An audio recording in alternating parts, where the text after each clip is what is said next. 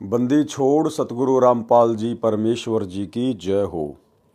परम पिता परमात्मा सारी सृष्टि के रचनहार कुल मालिक असंख्य ब्रह्मांडों के स्वामी जगत गुरु तीनों लोकों में प्रवेश करके सबका भरण पोषण करने वाले राजाधिराज आत्माधार नाथों के नाथ देवों के देव महादेव सर्वेश्वर महेश्वर मृत्युंजय अजरो अमर आदि अनादि सनातनी प्रभु जगत पिता जगदीश्वर श्री श्री 1008 की उपाधि के वास्तविक अधिकारी अकाल मूरत शब्द स्वरूपी राम वासुदेव सर्वगतम ब्रह्म परम पूज्य प्रथम पूज्य परम संत परम पुरुष परम धनी परम दयालु सत्य कबीर हक्का कबीर अल्लाहु कबीर अल्लाहु अकबर बाखबर अल्लाह ताला जगत के तारणहार जगत के मुक्तिदाता जगत के जगन्नाथ हारे के सहारे हिंदुओं के राम मुसलमानों के अल्लाह सिखों के वाहिगुरु ईसाइयों के मसीह दया के सागर दयानिधि करुणा के सागर करुणानिधि स्वयंभू परिभू संकट मोचन कष्ट हरण मंगल करण दुख भंजन अविगत कबीर निर्विकार निर्विषम परमात्मा अलय अलेख सतगुरु आदि अनादि सतगुरु असली मर्यादा पुरुषोत्तम असली राम असली कृष्ण असली घनश्याम असली मुरारी राजाओं के राजा महाराजाओं के महाराजा शहंशाहों के शहंशाह सम्राटों के सम्राट भगवानों के भगवान अल्लाहों के अल्लाह प्रभुओं के प्रभु मसीहाओं के मसीह सच्चे वाहिगुरु बाबाओं के बाबा पीरों के पीर सेठों के सेठ जगत सेठ सावड़सा सेठ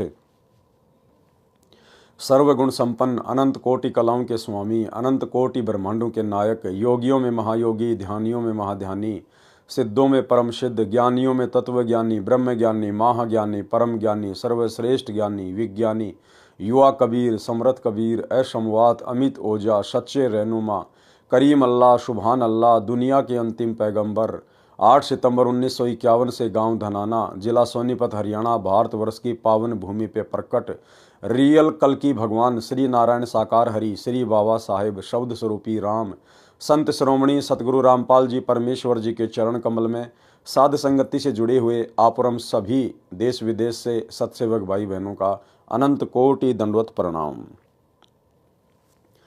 सत्साई भाई और बहनों, दया पूज्य गुरुदेव भगवान की सतगुरु रामपाल जी परमेश्वर जी की सारी सृष्टि के रचनहार की भाई और बहनों, इस कलयुग की बिचली पीढ़ी में साध संगति से जुड़कर गुरुदेव भगवान के विशेष आशीर्वाद से आप और हम सभी सत्सेवक आत्माएं अपनी आत्मा के कल्याणार्थ हेतु भक्ति मार्ग पर मोक्ष प्राप्ति के लिए निरंतर आगे की ओर बढ़ रहे हैं।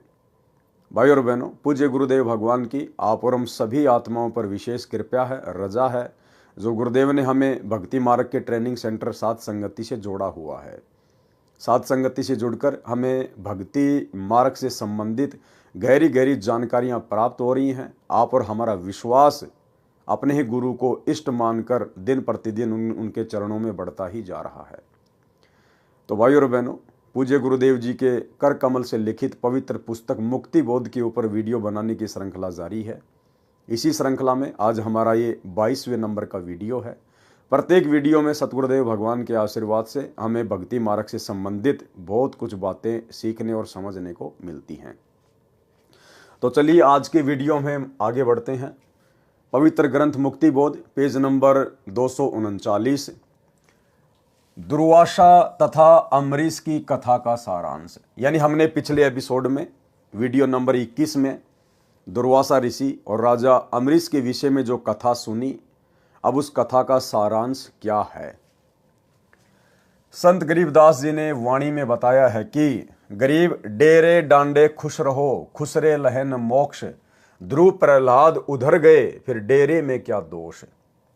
अर्थात जो साधक घर त्याग कर कर्म सन्यासी होकर साधना करते हैं। कर्म सन्यासी क्या होता है?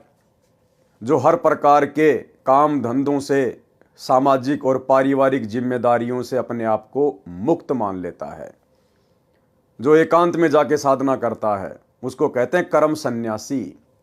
एक होता है कर्म योगी, यानी अपना जो कार्य है, जो जिम्मेदारियां हैं, जो कर्म है, उनको करते करते घर में रह के भक्ति करना, उसको कहते हैं कर्म योगी।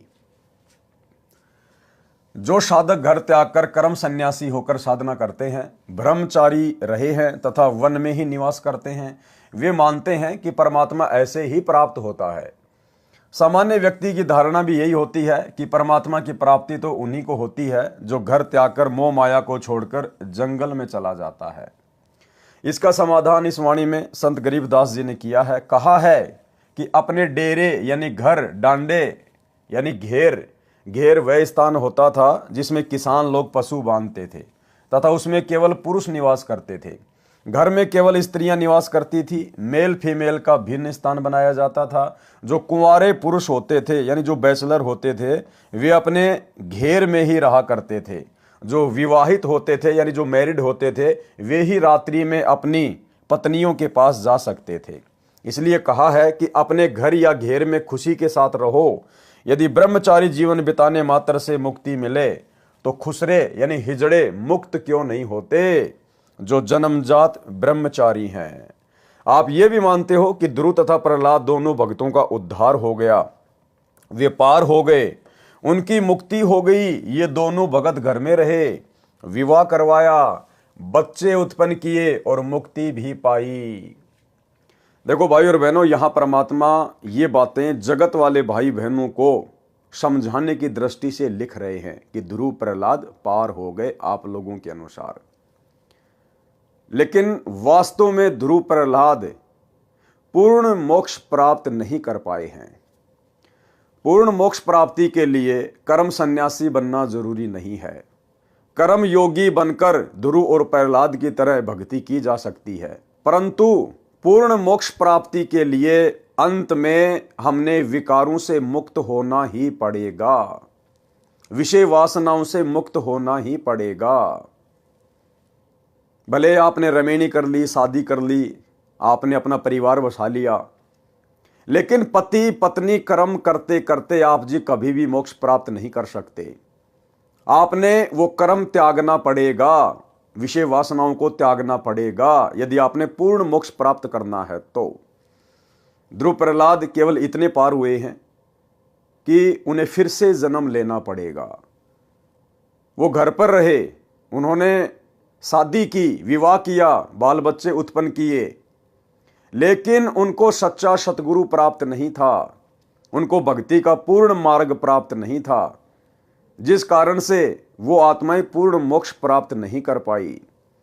लेकिन परमेश्वर गुरुदेव भगवान हमें जो समझा रहे हैं, उनके कहने का मतलब ये है कि यदि आपकी भक्ति सच्ची है, आपका सतगुरु सच्चा है, मोक्ष मार्ग आपको पूरा प्राप्त है, तो आपने कहीं भी धक्के खाने की जरूरत नहीं है, कर्म सन्यासी बनने की जरूरत नहीं है, किसी अखाड़े में जाने की, किसी आश्रम में जाने की या जंगल में जाकर भक्ति करने की जरूरत नहीं है।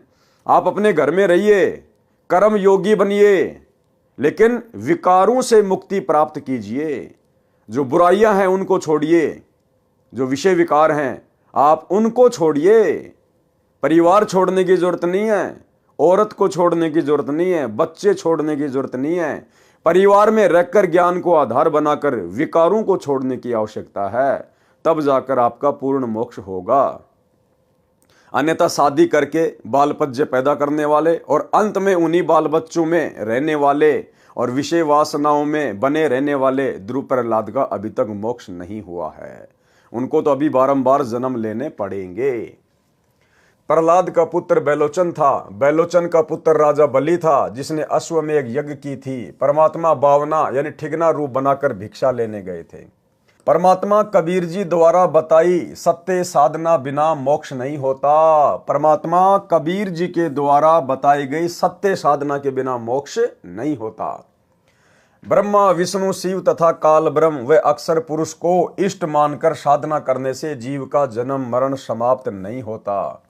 इसलिए उसे परम शांति नहीं मिलती, न सनातन परम धाम यानी शाश्वत स्थानम प्राप्त होता है, जिसके विषय में गीता अध्याय 18 श्लोक 61-62 में कहा है कि गीता ज्ञानदाता काल ब्रह्म ने अपने से अन्य परमेश्वर की महिमा बताई है। उसी परमेश्वर की शरण में जाने से परम शांति होती है। किस परमेश्वर की शरण में जाने से? उस तत्वदर्शी संत की शरण में जाने से, उस कबीर भगवान की शरण में जाने से परम शांति होती है। तो भाई अगर आप कबीर भगवान मानते हैं उस डाढ़ी मूंछ वाली कबीर जी की समझे जाने वाली नकली फोटो को, तो भाई उसके भरोसे तो आपको कभी भी परम शांति नहीं हो सकती। क्योंकि आप कभी भी उनकी शरण में नहीं जा सकते। यदि आप उसी दाढ़ी मूछ वाले रूप को ही कबीर जी मान रहे हैं तो, क्योंकि वो वर्तमान में ना प्रकट है ना प्रकट हो सकता है। उस रूप में तो परमेश्वर जी ने 650 साल पहले लीला की थी। अब वर्तमान में आपको वो दाढ़ी मूछ वाला कबीर देखने को नहीं मिलेगा, जबकि गीता ज्ञानदाता कहता है कि उसकी शरण में जाने से परम शांति मिलेगी, मोक्ष मिलेगा। शरण का मतलब उससे नाम दीक्षा लेकर भक्ति करने से। तो उस दाढ़ी मूछ वाले कबीर के भरोसे तो आप जी भाई साहब कभी भी सतलोक नहीं जा सकते, यदि आप उस दाढ़ी मूछ वाले रूप को ही कबीर जी मानते हैं तो। लेकिन इसके बावजूद आज हमें शरण प्राप्त हो चुकी है हमारे पूज्य गुरुदेव भगवान की। ये वही कबीर परमेश्वर हैं जो 650 साल पहले हम जिस फोटो में जो रूप देखते हैं दाढ़ी मूछ वाला, उस रूप में इन्हीं परमेश्वर ने, सतगुरु रामपाल जी भगवान ने वो लीला की थी। आज पुनः वही कबीर परमात्मा गुरुदेव के रूप में धरती पे प्रकट है। इसलिए आज इनकी शरण में आने से हम परम शांति प्राप्त कर सकते हैं। ये है वो तत्वदर्शी संत। उसी परमेश्वर की शरण में जाने से परम शांति होती है तथा अमर लोक यानी सतलोक प्राप्त होता है। उदाहरण, राजा अम्बरीश श्री विष्णु जी के अच्छे भगत थे, घर में रहते थे, बाल बच्चेदार थे। उनकी भक्ति की शक्ति के सामने कर्म सन्यासी दुर्वासा ऋषि भी हार गया था। चरण पकड़कर अपनी जीवन रक्षा की भीख मांगी थी। वही अम्बरीश वाली आत्मा त्रेता युग में राजा जनक हुए, जो घर में रहते थे तथा विवाहित थे, सीता जी के पिता थे। उनकी भक्ति के सामने कर्म सन्यासी वनवासी ऋषि सुखदेव, पुत्र ऋषि कृष्ण दैपायन यानी वेद व्यास ने हार मानी और दीक्षा लेकर राजा को गुरु बनाकर स्वर्ग जाने की व्यवस्था की। यानी जो कर्म योगी थे और जिनको शत भक्ति प्राप्त थी, उनके सामने अपने आप को जो कर्म सन्यासी समझते थे, घर छोड़कर ब्रह्मचारी रहकर तपस्या करते थे, साधना करते थे, उन कर्म सन्यासियों ने कर्म योगियों के सामने घुटने टेके, उनको अपना गुरु धारण किया। तो मात्र घर छोड़ने से भक्ति सफल नहीं होती, मात्र ब्रह्मचार्य का पालन करने से परमात्मा प्राप्ति नहीं होती। हमने कर्म योगी बनकर भक्ति करनी है। और भक्ति यदि हमारे पास में सत्य है, गुरु यदि हमें पूर्ण प्राप्त है, तो भाई फिर आप चाहे कर्म योगी रहो चाहे कर्म सन्यासी रहो, वो भक्ति करने से हमारा बेड़ा पार होगा। कलयुग में वही राजा अम्बरीश व राजा जनक वाली आत्मा स्वर्ग में अपने पुण्यों को खर्च कर भारत देश में, वर्तमान में पाकिस्तान में, श्री कालूराम मेहता खत्री के घर जन्मा, श्री नानक नाम रखा। उस जीवन में भी श्री विष्णु जी की भक्ति करते थे। परमेश्वर कबीर जी उनको बेई नदी के किनारे मिले, यथार्थ आध्यात्मिक ज्ञान बताया, सतलोक लेकर गए, अपनी यथार्थ स्थिति तथा शक्ति से परिचित करवाया, ब्रह्मा विष्णु तथा शिव व ब्रह्म का अस्तित्व दिखाया, फिर वापस छोड़ा। तब श्री नानक जी ने काशी यानी बनारस शहर में जाकर कबीर सतगुरु से सतनाम की दीक्षा लेकर जन्म मरण से छुटकारा पाया, परम शांति प्राप्त की, सनातन परम धाम यानी सचखंड प्राप्त किया। भाई और बहनों, ये जो लेख हैं, ये लेख परमात्मा जगत वाले भाई बहनों के हिसाब से लिख रहे हैं, क्योंकि इन पुस्तकों को आने वाले समय में पूरा विश्व पढ़ेगा। तो किसी को कोई शंका ना हो जाए कि कबीर परमात्मा की भक्ति से मोक्ष नहीं होता। लेकिन जब हम उनकी शरण में आ जाएंगे, यानी जब हम पूज्य गुरुदेव जी की शरण में आ जाएंगे और हम इनके तत्व ज्ञान को समझने लग जाएंगे, तो हमारी नजर में ये लेख कुछ अलग ही अर्थ लेकर आएगा। यानी गुरुदेव भगवान ने बताया कि वे समान रूप से सबके लिए सत्संग करते हैं और जिसकी जैसी बुद्धि विकसित होती है वो उसी प्रकार से सत्संग को पकड़ लेता है। तो सामान्य तौर पर तो परमात्मा ने जगत वालों के लिए लिख दिया कि कबीर परमात्मा की शरण में आकर नानक जी ने पूर्ण मोक्ष प्राप्त किया, जन्म मरण से मुक्त हो गए। लेकिन इन्हीं वाणियों को अब आप और हम दूसरे तरीके से समझेंगे कि वास्तव में गुरुदेव ये लेख किस आधार से लिख रहे हैं और किस आत्मा को क्या समझाना चाहते हैं। रियल में गुरुदेव भगवान ने बता दिया कि ये वर्तमान बिचली पीढ़ी का समय मोक्ष प्राप्ति का समय है। आज से पहले परमात्मा ने किसी को भी पूर्ण मोक्ष की प्राप्ति नहीं करवाई। जितनी भी महान महान आत्माएं हैं, नानक जी से लेकर धर्मदास, पंडित रामानंद जी, मीराबाई जी, अर्जुन सरजुन, ये सभी आत्माएं वर्तमान में पुनः मानव जन्म लेंगी। कुछ आत्माएं ले चुकी हैं। और नानक जी ये भी 64 लाख में थे और 64 के 64 लाख काशी में फैल हो गए थे। और गुरुदेव ने 74 नंबर का जो विशेष संदेश है हिसार जेल से आया हुआ, उसमें बिल्कुल क्लियर कर दिया है कि नानक जी को वर्तमान में मनुष्य जन्म मिल चुका है। आपको कल के 21 नंबर के पार्ट में भी वो क्लिप दिखाई थी, सुनाई थी, एक बार फिर से सुन लीजिए। परमेश्वर ने नानक जी के सभी जन्मों का उल्लेख किया है कि सतयुग में राजा अमरीश था, त्रेता में राजा जनक बना और फिर बाबा नानक के रूप में जन्मा। और अगर अब उसको नाम नहीं मिलता, परमात्मा की शरण में नहीं आता, तो फिर 84 में जाता। तो इस सत्संग को ध्यान से सुनिए, आपको क्लियर हो जाएगा कि वर्तमान में नानक वाली आत्मा सतगुरु रामपाल जी की शरण में आ चुकी है और उपदेश लेकर अपनी सत भक्ति कर रही है। सुनिए। 3 लोक का राज जय जीव को कोई दे, लाख बधाई क्या करे जय नहीं नाम थे नहीं। जैसे राजा अमरीश राजा थे और वो भक्ति ना करी जो करनी चाहिए थी, मर गया, राज छूट गया।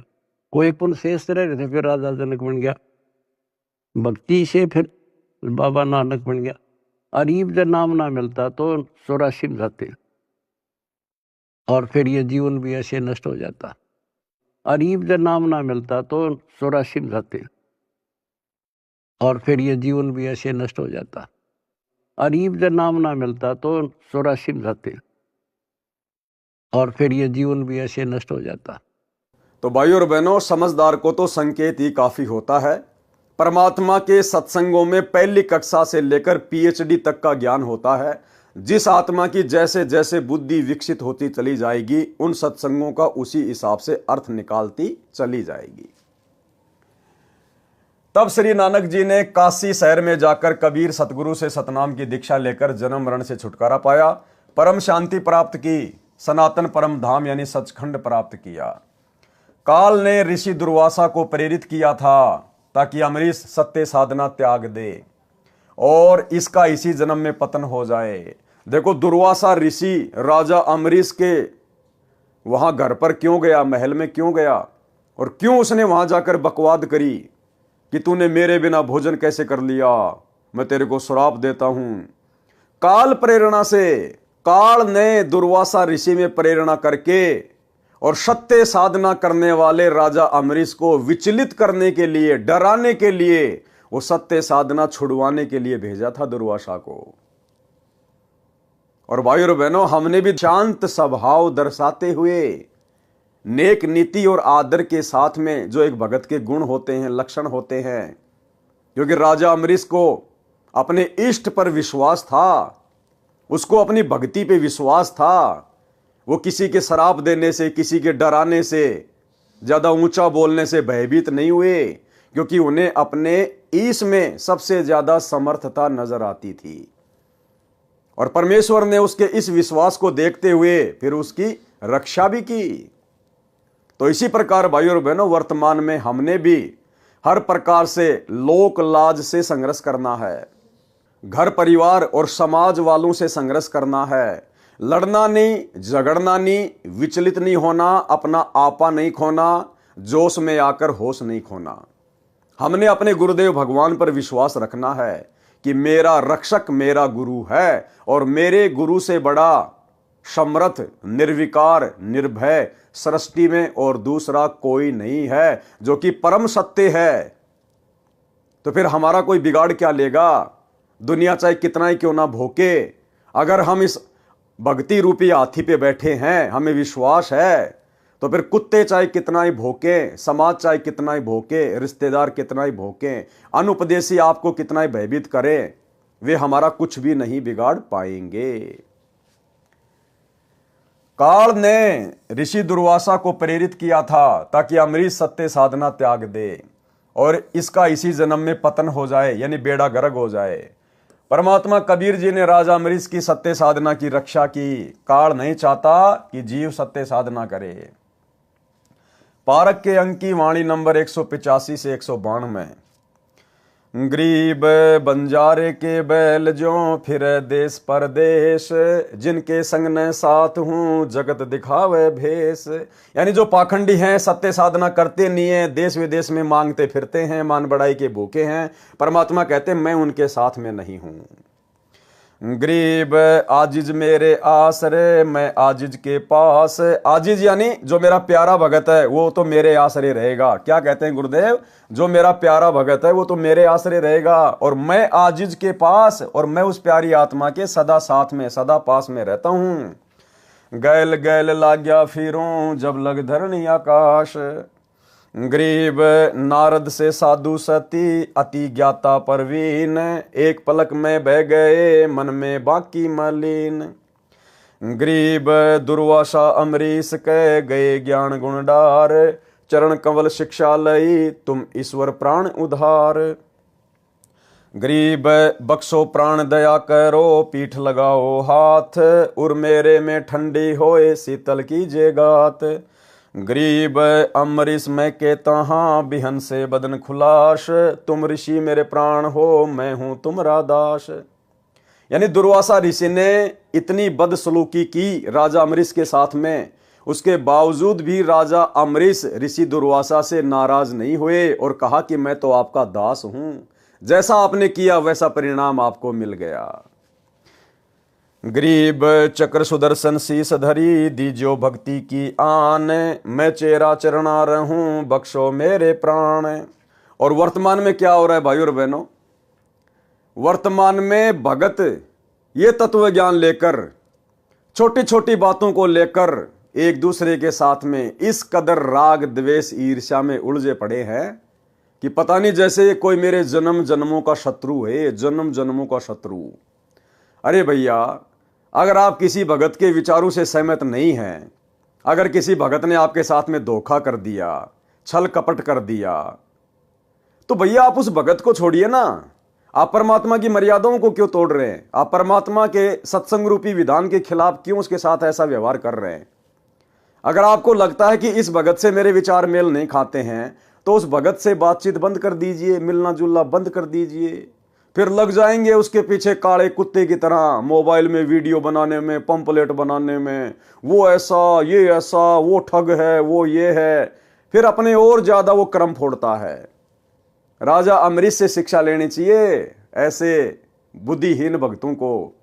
अरे दुर्वासा ऋषि ने तो राजा अम्बरीश को मारने के लिए चक्र सुदर्शन छोड़ दिया था, उसके बावजूद भी राजा अम्बरीश ने उसको यही कहा कि मैं तो आपका दास हूं, आप तो मेरे लिए आदरणीय हैं, आपको तो केवल आपके कर्म मिले हैं, मैं क्या कर सकता हूं इसमें। यानी राजा अम्बरीश ने अपने मन में दुर्वासा ऋषि के प्रति कोई वैर भाव पैदा नहीं किया। तो भाइयों और बहनों, आज हमें तो तत्व ज्ञान मिल गया है, और ये तत्व ज्ञान मिलने के बाद भी ज्यादातर भगत छोटी छोटी बातों को लेकर आपस में राग द्वेष ईर्ष्या में फंसे हुए हैं। भाई कैसे परमात्मा प्राप्त करेंगे? गरीब चक्र सुदर्शन पकड़ कर अमरीश बैठाए, दुर्वासा पर मेहर करी चलो भक्ति के भाई। सरलार्थ, परमात्मा ने कहा है कि मेरा सिद्धांत है कि जो हरियाई गाय की तरह इधर उधर दुनिया को ठगते फिरते हैं, मैं उनके साथ नहीं हूं। क्या विधान बताया गुरुदेव ने? कि मेरा विधान है कि जो हरियाई गाय की तरह इधर उधर भटकते रहते हैं, दुनिया को ठगते रहते हैं। हरियाई गाय क्या होती है? हरियाई गाय उसको कहते हैं जो फसल खाने के लिए कभी किसी के खेत में चली जाए, कभी किसी के खेत में चली जाए, एक जगह वो टिकती नहीं है। और उस हरियाई गाय के गले में एक लकड़ी बांध दिया करते थे मोटी सी, ताकि वो ज्यादा तेज ना दौड़ सके, इधर उधर ना जा सके। अगर वो ज्यादा चलेगी तो लकड़ी उसके घुटनों पे लगती थी। तो हरियाई गाय की तरह परमात्मा कहते हैं जो भगत इधर उधर भटकते हैं, जैसे इन सतलोक आश्रमों में, क्योंकि आज हमारे गुरुदेव भगवान तो बैठे हुए हिसार जेल में, और संगत 90% संगत उस हरियाई गाय की तरह लड्डू जलेबी बर्फी के चक्कर में, जैसे वो गाय हरा हरा चारा चरने के चक्कर में दूसरों के खेतों में दौड़ा करती थी।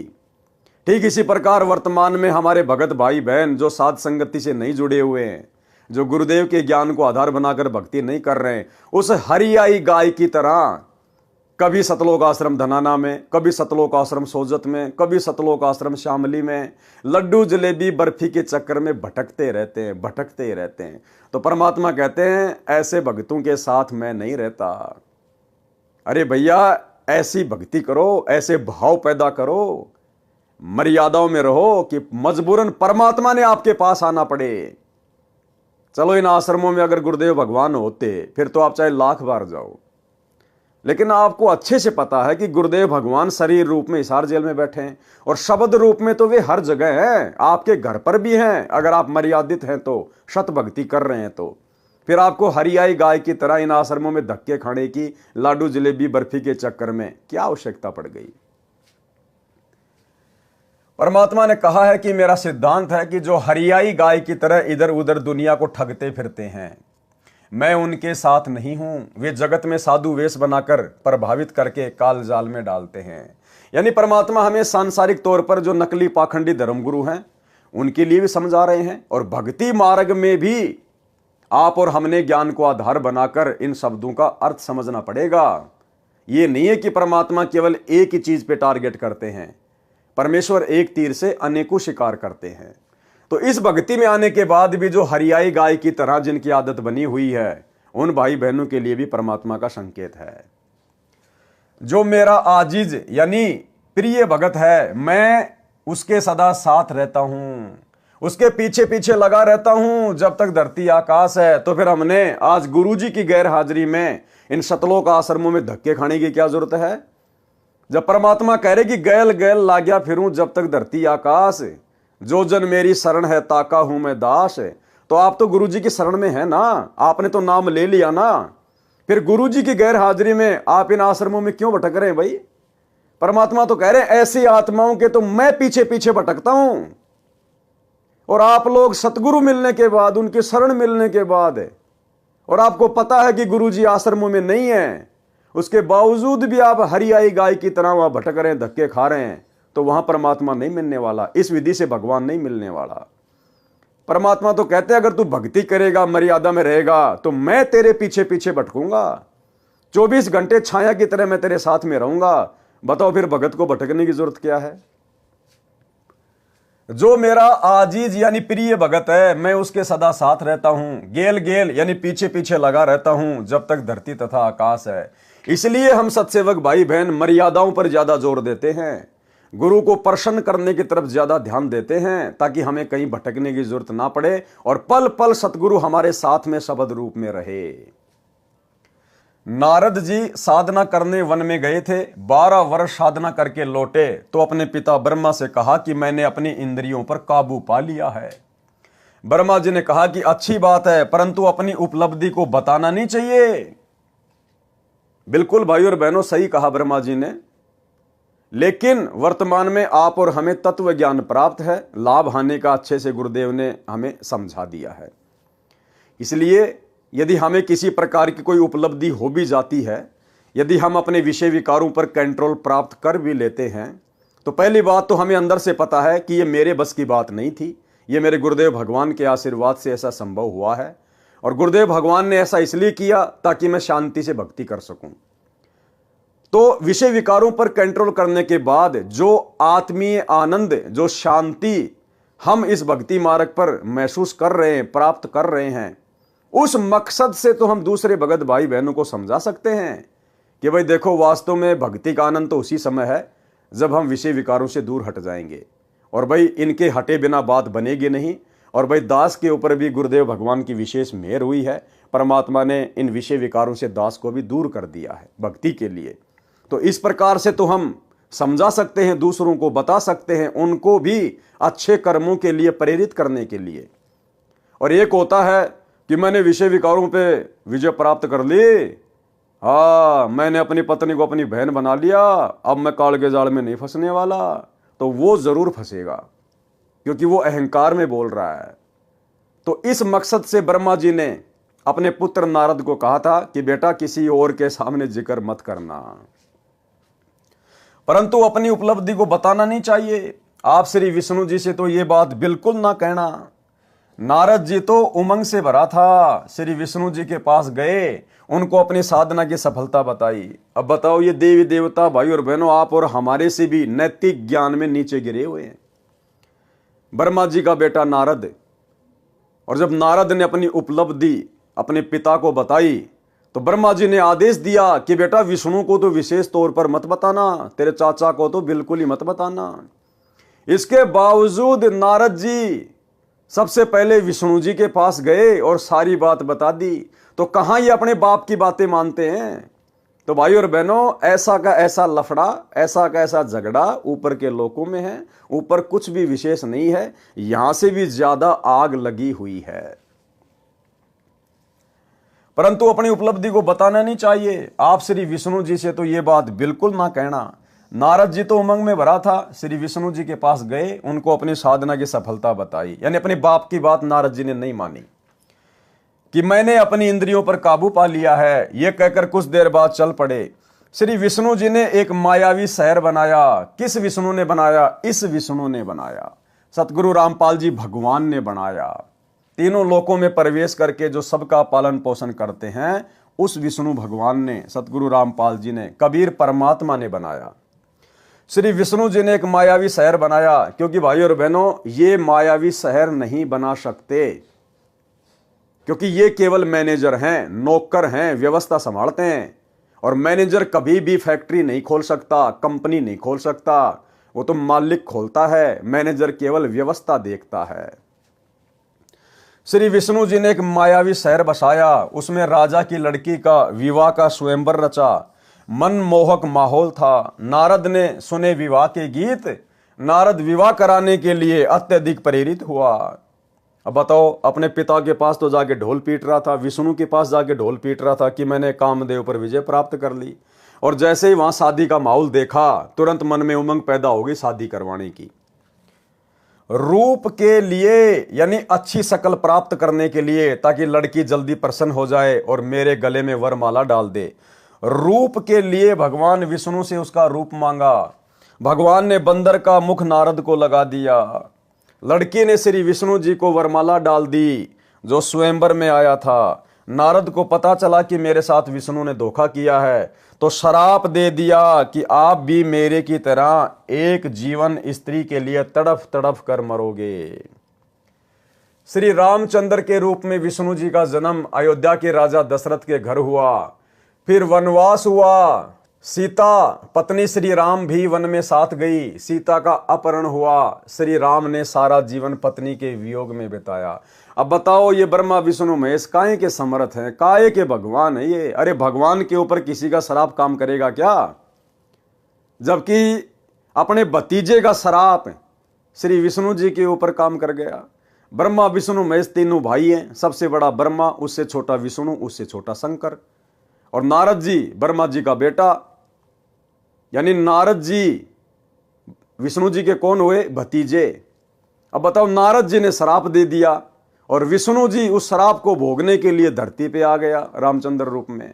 तो ये काहे के समर्थ हैं?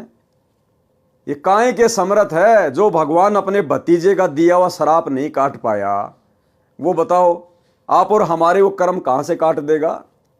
तो भाई और बहनों, इन कथाओं से साबित होता है, लेकिन ये कथा आज से पहले हमारे को समझ में नहीं आ रही थी, क्योंकि हमें सतगुरु प्राप्त नहीं था। सतगुरु ने हमारा ज्ञान योग नहीं खोला था। अब गुरुदेव भगवान ने अपनी शरण में लेकर हमें वो बुद्धि दी है, वो तत्व ज्ञान दिया है। अब उनके आशीर्वाद से हम इन चीजों को समझ पा रहे हैं, कौन कितना पानी में है, कौन कितना समर्थ है। पारक के अंक की वाणी नंबर 193 से 194। गरीब गण गंधर्व और मुनि जन 33 तत्व सार, अपने जन के कारण उतरे बारंबार। गरीब अनंत कोटि अवतार हैं, नोचित वे बुद्धि नाश, खाली खेल खलक में 6 ऋतु 12 मास। सरलार्थ, जितने भी देव गण मुनिजन 33 करोड़ देवता हैं, ये परमात्मा की भक्ति करके इस पद को प्राप्त हुए हैं। यदि इनके साथ भी कोई शरारत करके हानि पहुंचाता है, तो उसकी रक्षा के लिए भी परमात्मा कबीर जी ही सहायता करने के लिए ऊपर से आते हैं। इन 33 करोड़ देवी देवताओं के ऊपर, ब्रह्मा विष्णु महेश के ऊपर जिन्होंने कभी कलयुग की बिचली पीढ़ी में सतगुरु रामपाल जी भगवान की सत्य भक्ति की थी लेकिन पार नहीं हो पाए, जो देव पद को प्राप्त हो गए, जब इनके ऊपर कोई विशेष आपत्ति आती है, इन्हें कोई परेशान करता है, तो उस समय भी यही कबीर परमात्मा सतगुरु रामपाल जी भगवान भिन्न भिन्न रूप धारण करके इन देवी देवताओं की सहायता करते हैं। जैसे राम रावण युद्ध में रामचंद्र जी की विशेष आत्मिक पुकार पर जब रोने लग गया कि ये भगवान, ये राक्षस तो मर ही नहीं रहा, तब यही कबीर परमात्मा सतगुरु रामपाल जी भगवान आए और सूक्ष्म रूप बनाकर रावण की नाभि में तीर मारा। यदि इनके साथ भी कोई शरारत करके हानि पहुंचाता है तो उसकी रक्षा के लिए भी परमात्मा कबीर जी ही सहायता करने ऊपर से आते हैं, अवतरित होते हैं, अवतार धारण करते हैं। वे परमात्मा अपने जन यानी भगत जन के कारण बार बार अवतार लेते हैं। जैसे प्रहलाद भगत की रक्षा के लिए नरसिंह रूप धारण करके अचानक आए और अपना कार्य करके चले गए, यानी वो परमात्मा इनकी रक्षा के लिए या भक्ति मार्ग को चलाने के लिए सतलोक से किसी आत्मा को नहीं भेजता, बारंबार स्वयं ही अवतरित होता है, स्वयं ही अवतार धारण करता है। देखिए क्या लिखा है, तो उसकी रक्षा के लिए परमात्मा कबीर जी ही सहायता करने ऊपर से आते हैं, किसी को भेजते नहीं है सतलोक से, स्वयं ही ऊपर से आते हैं, अवतरित होते हैं, स्वयं ही अवतरित होते हैं, अवतार धारण करते हैं, स्वयं ही अवतार रूप में आते हैं।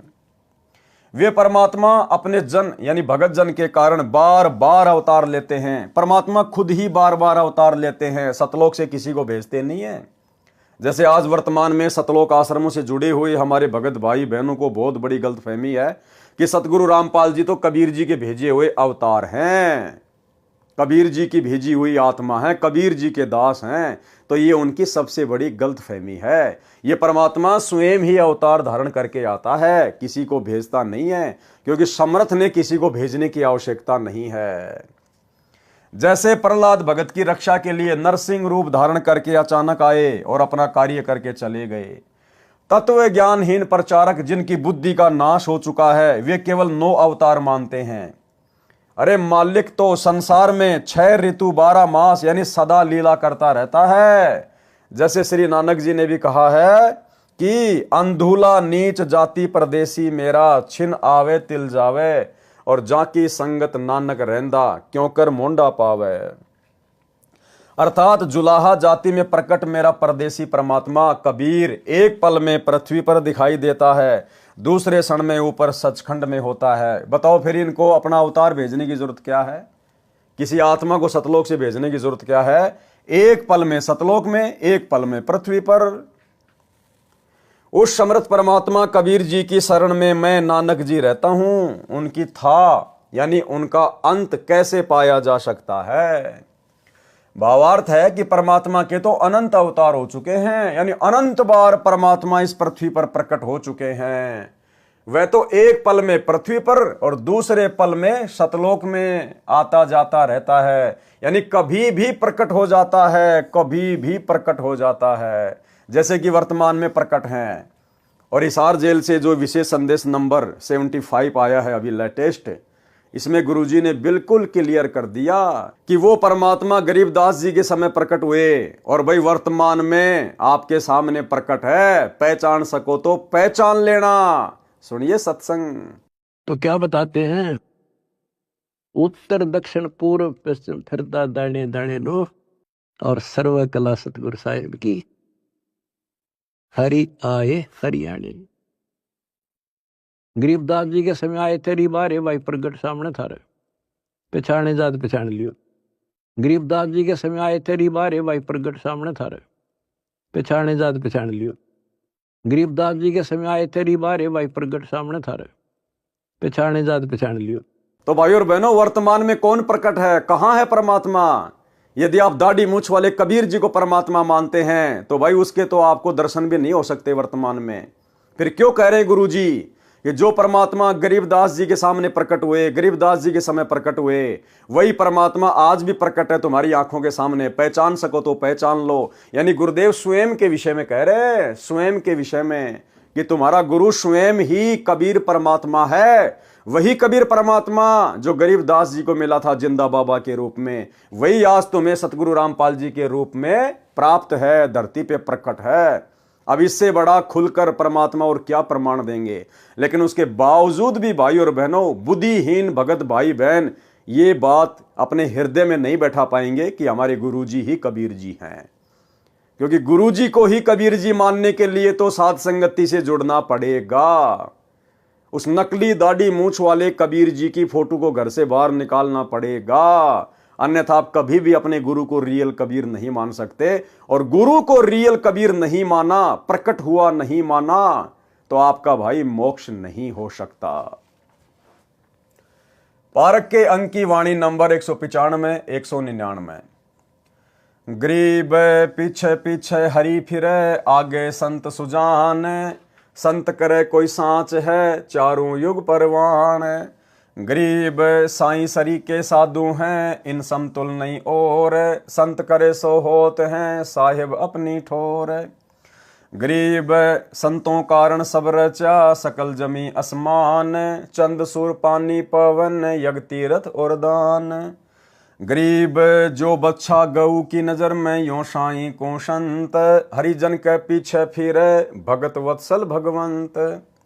गरीब धारी मेरे संत की, मुझसे मिटे ना अंश, बुरी भली बाँचे नहीं, सोई हमरा वंश। अब ये जो चारों वाणियां हैं भाई और बहनों, और इन चारों वाणियों में जो संत शब्द का प्रयोग किया गया है, ये हमारे पूज्य गुरुदेव भगवान के लिए है। यानी ये स्वयं परमात्मा है, लेकिन अपने आप को परमात्मा से भिन्न दर्शाते हुए यहां पर ये वाणियां लिखी गई है, ताकि आप और हम ज्ञान को समझ सकें। तो गुरुदेव भगवान हमें ये कहना चाहते हैं, ये समझाना चाहते हैं कि वो कबीर परमात्मा जो अपना संत यहां नीचे भेजता है, आते तो वो खुद ही हैं संत के रूप में, लेकिन छुपाते हैं अपने आप को, कि वो परमात्मा यहां ज्ञान प्रचार के लिए, सतगुरु की भूमिका के लिए जो अपना संत भेजता है, फिर वो परमात्मा उस संत के साथ में रहता है। वो संत अपने मन में जो भी धारणा कर ले, वो परमात्मा फिर बीच में दखल नहीं देता, वो काम वैसा ही हो जाता है। सरलार्थ, अपने सच्चे भगत के साथ साथ पीछे पीछे परमात्मा रहता है। यानी संत रूप में जो तत्वदर्शी संत रूप में आता है, यहां अपने आप को छुपाते हुए परमात्मा दोहरी भूमिका करते हुए अपने ज्ञान को आप और हमारे तक पहुंचाने के लिए इस प्रकार से अपने आप को भिन्न दर्शा रहे हैं। अगर गुरु जी खुद कहें कि मैं कबीर हूं, तो कोई नहीं मानेगा ये बात। अब तो मान जाएंगे, क्योंकि अब तो हमें समझ में आ गया, परमात्मा ने समझा दिया। लेकिन 1994 में जब इन्होंने अपना ज्ञान देना शुरू किया, उस समय यदि ये कहते कि मैं कबीर भगवान हूं, मैं ही काशी वाला जुला हूं, तो कोई भी स्वीकार नहीं करते। इसलिए उस कबीर परमेश्वर ने अपने आप को एक संत रूप में ज्यादा दूसरों के सामने प्रदर्शित करना पड़ता है। उस आधार से वाणियां लिखी गई है कि अपने सच्चे भगत के साथ साथ पीछे पीछे परमात्मा रहता है। संत जो करते हैं, सच्चा कार्य करते हैं, यानी सही करते हैं, कभी किसी का अहित नहीं करते। कौन? पूर्ण संत। चारों युगों में प्रमाण रहा है कि संत सही क्रिया करते हैं, भलाई के शुभ काम करते हैं। सच्चे साधक परमात्मा के समान आदरणीय हैं। कौन सच्चे साधक? जो पूर्ण संत होते हैं, जो तत्वदर्शी संत होते हैं, वो परमात्मा के बराबर ही आदरणीय हैं। इनके समान अन्य की तुलना नहीं की जा सकती। परमात्मा अपने सच्चे भगत को अपनी शक्ति प्रदान कर देते हैं, अपने सच्चे भगत को, अपने सच्चे संत को। जैसे आज गुरुदेव अपने आप को छुपाते हुए सच्चे भगत की, सच्चे संत की भूमिका में हैं। परमात्मा अपने सच्चे भगत को अपनी शक्ति प्रदान कर देते हैं। परमात्मा कबीर जी कहते हैं कि मेरी बजाय इन संतों से मांगो। संत परमात्मा से प्राप्त शक्ति से अपने अनुयायियों की मनोकामना पूर्ण करते हैं, उनकी रक्षा करते हैं। परमात्मा कबीर जी उनके बीच में कोई दखल नहीं देते। यानी संत ने जो धारणा अपने मन में बना ली, जो आशीर्वाद अपने शिष्य को दे दिया, फिर परमात्मा बीच में कोई दखलंदाजी नहीं करता। क्यों? क्योंकि संत स्वयं ही परमात्मा होता है। कौन से मार्ग में? इस कबीर परमात्मा के सतलोक वाले मार्ग में, सत भक्ति मार्ग में, अन्य पाखंडियों की भक्ति में नहीं, तीन लोक की भक्ति में नहीं, केवल सतलोक वाली भक्ति में कबीर परमात्मा खुद ही संत रूप में होता है। इसलिए भला बीच में दखलंदाजी और कौन करेगा। इसलिए कहा है कि संत करे सो होत हैं, यानी तत्वदर्शी संत करे सो होत हैं, और साहिब अपनी ठोर। वो परमात्मा बीच में दखलंदाजी नहीं करता। परमात्मा ने भक्तों के लिए पृथ्वी तथा इसके सहयोगी सूर्य, आकाश, हवा व जल व अन्य ग्रह बनाए हैं ताकि वे भक्ति करके अपना कल्याण करवा सकें। तीर्थ स्थान भी भक्तों का साधना स्थल है। दान की परंपरा भी भक्ति में अति सहयोगी है, परंतु दान संत यानी गुरु को दिया जाता है। कुपात्र को दिया दान तो रण रे यानी अनुपजाऊ यानी बंजर भूमि में बीज डालकर खराब करने के समान है। परमात्मा कबीर जी ने कहा है कि कबीर गुरु बिन माला फेरते, गुरु बिन देते दान, गुरु बिन दोनों निष्फल है, भावे देखो वेद पुराण। अर्थात भगत को चाहिए कि पहले पूर्ण गुरु से दीक्षा ले, फिर उनको दान करे, उनके बताए मंत्रों का जाप यानी सुमरण करे। गुरुजी से दीक्षा लिए बिना भक्ति के मंत्रों के जाप की माला फेरना तथा दान करना व्यर्थ है। गुरु बनाना अति आवश्यक है। प्रमाण कबीर राम कृष्ण से कौन बड़ा, उन्हों भी गुरु कीन, तीन लोक के वेदनी गुरु आगे अधीन। आम सांसारिक लोग श्री ब्रह्मा विष्णु महेश से और उनके जो अवतार हैं, श्री राम रूप में आए, श्री कृष्ण रूप में आए, तो आम जो सांसारिक लोग हैं जो तत्व ज्ञान से अपरिचित हैं, वे श्री राम और श्री कृष्ण से तो बड़ा किसी को परमात्मा नहीं मानते, भगवान नहीं मानते। तो हमें गुरुदेव समझाना चाहते हैं कि तुम्हारे उन भगवानों ने भी गुरु धारण किया, गुरु से उपदेश लेकर भक्ति की, तब वापस अपने लोक में जा पाए सूक्ष्म शरीर में। फिर तुम वर्तमान में भाई बिना गुरु के कौन से खेत की मूली हो जो 84 लाख योनियों से और नरक से छूट जाओगे। कबीर राम कृष्ण से कौन बड़ा, उन्हों भी गुरु कीन, तीन लोक के वेदनी गुरु के आगे आधीन। अर्थात पृथ्वी के मानव, स्त्री और पुरुष श्री राम तथा श्री कृष्ण से बड़ा देवता किसी को नहीं मानते। उन दोनों ने गुरु जी से दीक्षा ली, तीन लोक के मालिक होते हुए भी उन्होंने गुरु बनाए। श्री कृष्ण जी ने ऋषि दुर्वासा जी को अध्यात्म गुरु बनाया। ऋषि संदीपनी उनके शिक्षक गुरु थे, यानी श्री कृष्ण जी के दो गुरु थे। एक तो संदीपनी ने केवल उनको अक्षर ज्ञान करवाया था, पढ़ाई लिखाई वाले गुरु थे। दूसरे दुर्वासा ऋषि जिन्होंने आध्यात्मिक ज्ञान की दीक्षा दी।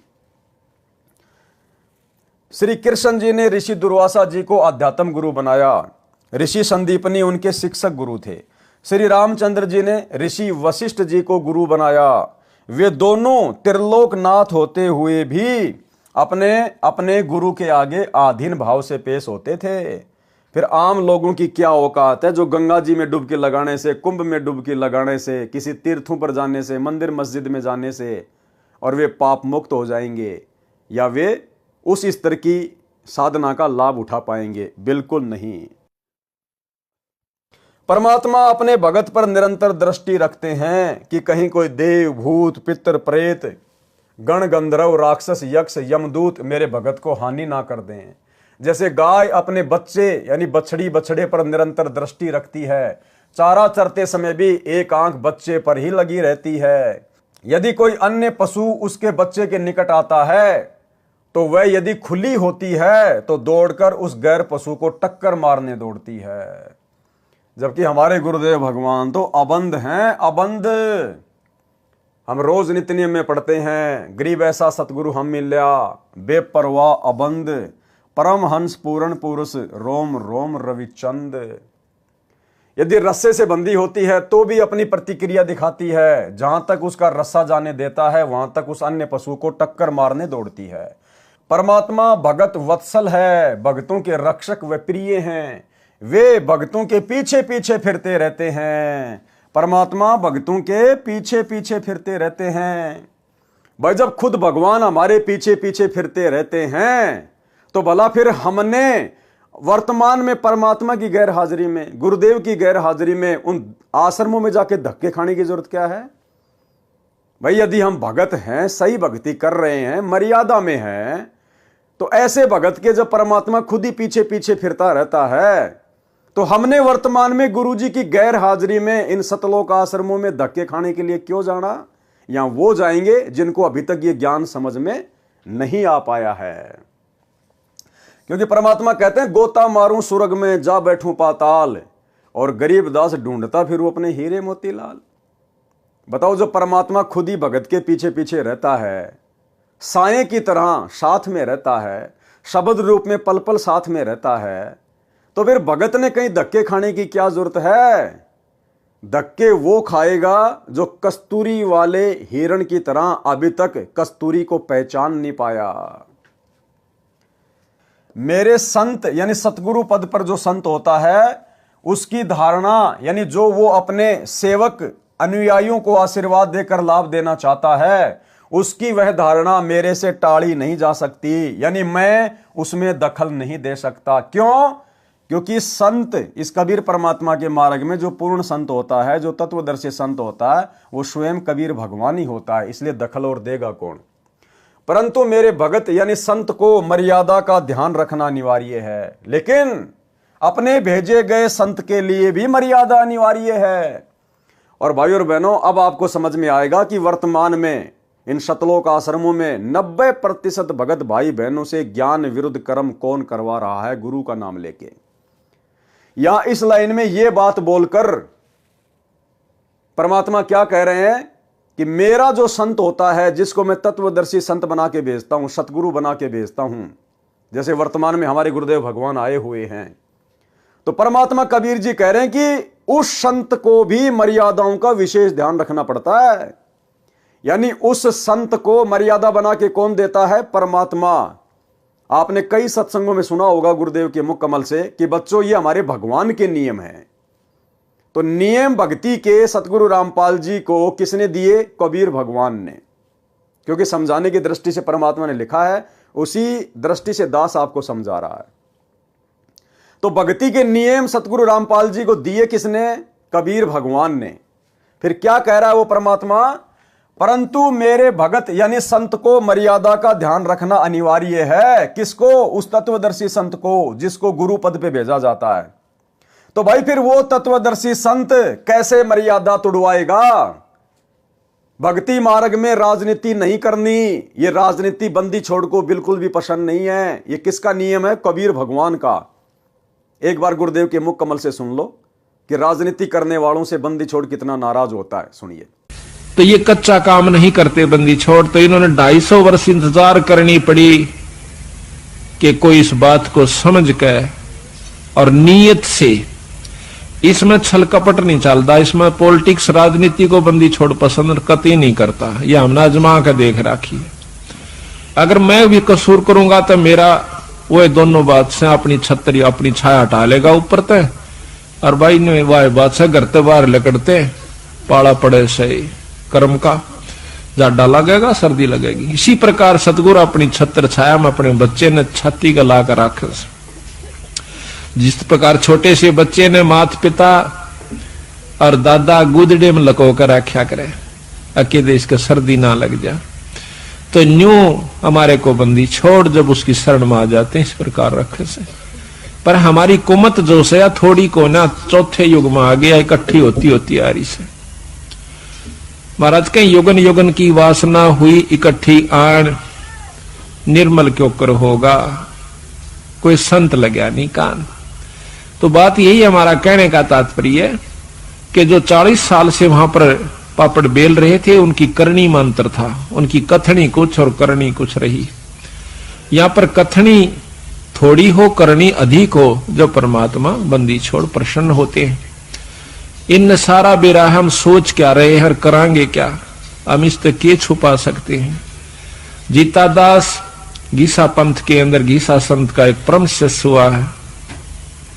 वो कहते हैं अपने गुरु को परमात्मा स्वरूप समझ कर चले, तो वह कहते हैं कि मेरे पर्दे के महरमी पिया जी, अपने गुरु को कहते हैं, और आपसे कहां लको लो जिया जी, पर्दे तक के आप मेरे जानने वाले हो, ई बाप तो मैं के छुपा सकता हूं मालिक। तो इस प्रकार हमारा भाव बना रहे कि हम ईश्वर से कुछ नहीं छुपा सकते, वो सारी जानते हैं। तो सतगुरु रामपाल जी को ये राजनीति ना करने का, राजनेताओं के तलवे ना चाटने का, फालतू में राजनेताओं का समर्थन ना करने का, ये आदेश किसने दिया? ये नियम किसने बना के दिया? कबीर भगवान ने। उसके बाद गुरुजी ने हमारे को दिया। तो नियम किसका हुआ? भगवान का। और भगवान क्या कह रहा है? परंतु मेरे भगत यानी संत को मर्यादा का ध्यान रखना अनिवार्य है। अब यदि हिसार जेल से सतगुरु रामपाल जी ने ही 2019 में कांग्रेस के तलवे चाटने का और 2024 में नरेंद्र मोदी के यानी बीजेपी के तलवे चाटने का आदेश हिसार जेल से दिया है सतलोक आश्रम मैनेजमेंट हरियाणा को, तो फिर सतगुरु रामपाल जी ने तो कबीर जी की मर्यादा तोड़ दी, और कबीर जी की मर्यादा तोड़ दी तो कबीर जी का जो कनेक्शन है संत रामपाल जी से हट गया, कट गया। फिर संत रामपाल जी भक्तों को कैसे लाभ दे देंगे? तो भाई और बहनों, हम तो कभी सौपन में भी नहीं सोच सकते ये बात है कि हमारे गुरुदेव भगवान इस प्रकार के घटिया आदेश अपने बच्चों को देंगे। तो ये आदेश कौन दे रहा है? गंदी राजनीति का, स्टेडियम बनवाने का। क्योंकि कबीर भगवान का क्या नियम है कि भक्तों ने तो वीडियो गेम भी नहीं खेलना, भक्तों ने ताश भी नहीं खेलना। फिर सतगुरु रामपाल जी अपने कबीर भगवान के द्वारा दिए गए नियमों को संगत से कैसे तोड़वाएंगे? स्टेडियम बनवा के, आश्रम में हॉस्पिटल खुलवा के, गुंडों की सीबीआई जांच करवा के, जाट आरक्षण में भक्तों को बैठा के, जगत वालों की धर्मशाला में करोड़ों रुपया भक्तों का बर्बाद करवा के। तो अब आप लोगों को समझ में आ जाना चाहिए कि भक्ति नियम क्या है, और गुरुजी के नाम की आड़ में भोली भाली संगत से ये कर्म फुड़वाने वाला काम बीच में कौन कर रहा है? काल प्रेरणा से गुरुजी का परिवार, गुरुजी के बेटा बेटी, भाई बंधु रिश्तेदार, आपके कोऑर्डिनेटर। क्योंकि ये गुरुदेव भगवान के कर कमल से लिखे गए लेख हैं। क्या कह रहे हैं गुरुदेव? यानी वो कबीर परमात्मा फिर क्या कह रहा है? परंतु मेरे भगत यानी संत को मर्यादा का ध्यान रखना अनिवार्य है। किसके लिए कह रहे हैं? अपने द्वारा भेजे गए संत के लिए, कि उसको भी मर्यादाओं का ध्यान रखना अनिवार्य है। तो बताओ भाई साहब, फिर ये परम संत कैसे अपने भगवान की मर्यादा तोड़वाएगा हम भक्तों को इस प्रकार के आदेश देके? तो आदेश कौन दे रहा है वर्तमान में इनके नाम की आड़ में? ये कलयुगी काल प्रेरित गुरुदेव का परिवार। संत भली बुरी यानी राग द्वेष के आधार पर लाभ हानि नहीं करते। अब बताओ गुरुजी की 2019 में भाई बीजेपी वालों से क्या दुश्मनी थी? क्योंकि यहां तो परमात्मा कहते हैं कि जो मेरा तत्वदर्शी संत होता है वो किसी से राग द्वेष के आधार पर उनके साथ में छल कपट नहीं करता। तो बताओ फिर सतगुरु रामपाल जी की 2019 में बीजेपी वालों के साथ में क्या अनबन थी? क्या राग द्वेष ईर्ष्या थी जो सतगुरु रामपाल जी ने 2019 में कांग्रेस का समर्थन करने का आदेश दे दिया होगा? और वर्तमान 2024 में कांग्रेस वालों से क्या अनबन हो गई? क्या राग द्वेष ईर्ष्या मन में आ गई जो वर्तमान में नरेंद्र मोदी के तलवे चाटने के आदेश संगत को दे दिए? तो परमात्मा तो कह रहे हैं कि मेरा जो भेजा हुआ संत होगा वो राग द्वेष के आधार पर किसी के साथ में कुछ भी छलबल नहीं करेगा। तो बताओ फिर ये घटिया राजनीति के आदेश कौन दे रहा है वर्तमान में? भैया काल और दयाल दोनों एक्टिव हैं, सूक्ष्म रूप में दोनों अपना खेल खेल रहे हैं। काल सतलोक आश्रम मैनेजमेंट हरियाणा के अंदर घुसा हुआ है और सतगुरु सत्य प्रेरणा करके अपने सतसेवक बच्चों के माध्यम से संदेश से दिलवा रहे हैं। संत भली बुरी यानी राग द्वेष के आधार पर लाभ हानि नहीं करते।